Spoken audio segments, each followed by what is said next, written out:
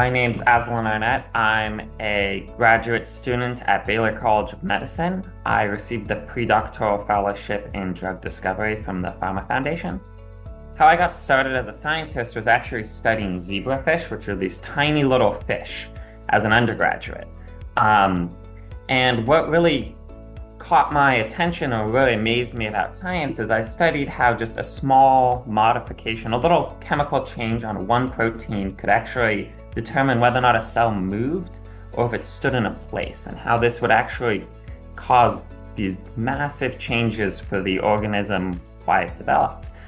And why that was really interesting scientifically, moving on in graduate school, I wanted to kind of get more involved in patient care and being closer to patients.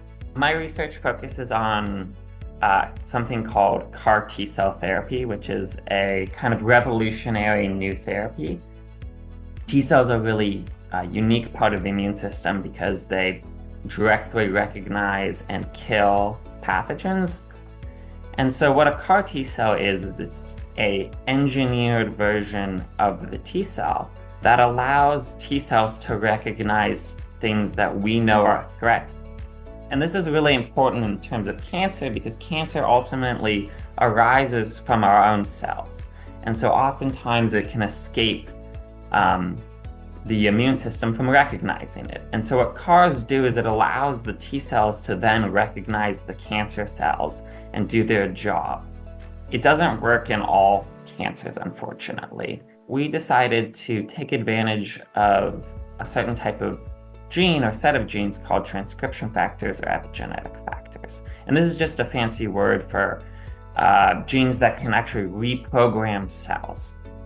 And so our goal in this project is, can we take these CAR T cells that are dysfunctional in the solid tumors and turn them functional again? Basically, can we reprogram them so that now they can actually eliminate these tumor cells?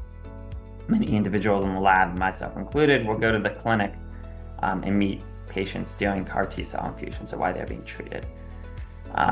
And part of the treatment is we have the cells in this chemical called DMSO. A moment that always kind of brings everybody, the family and the physicians and everybody else in the room together, and kind of a human moment, is about 2 minutes after the patient is infused with the CAR T cells through their vein, which is because DMSO has this interesting property where it permeates the body and has a taste. And it turns out kids hate this taste. So about 2 seconds after receiving the CAR T cells, their face goes like this. And that's when the DMSO hits them, and it actually permeates the room so that everybody can smell it. And no matter what the room is like before that moment, everybody kind of immediately jumps into action to make sure that the patient, has plenty of gum, or if the gum that they're currently chewing needs a refresh.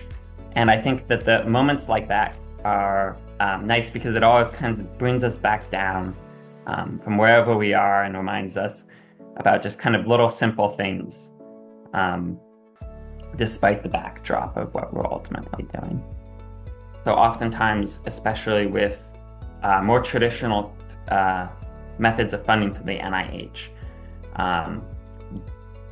we are incentivized to kind of follow the science, which is great because what that means is if you find something that you think is real, you go ask the next logical, straightforward question, and you incrementally follow that path. However, this kind of, in many ways, tunnel visions you so that you continue through this path. And so sometimes support from outside organizations such as the PhRMA Foundation really empowers us to kind of take a step back and say, what's a big problem that we might not have the vision from how we go to A to B to C, but we still think that this is an important question to tackle, and this support gives us the flexibility to kind of go after those. As a graduate student, moving into postgraduate school training and moving more independent, oftentimes we are incentivized to switch fields at every stage of our career. And so for me, something that I'd really am working hard to do is to be able to actually stick with what I'm currently working on, because I really do believe that this has the potential to be transformative for patients. And so I'd like to not just, do this work, get a publication out, and move on to the next thing. I really would like to see this work result in phase 1/phase 1/2 clinical trial and carry it through to the bedside